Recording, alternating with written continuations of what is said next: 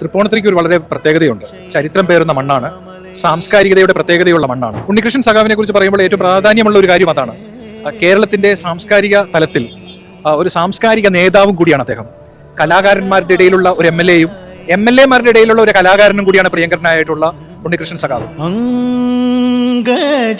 Janaka ദേവാനോ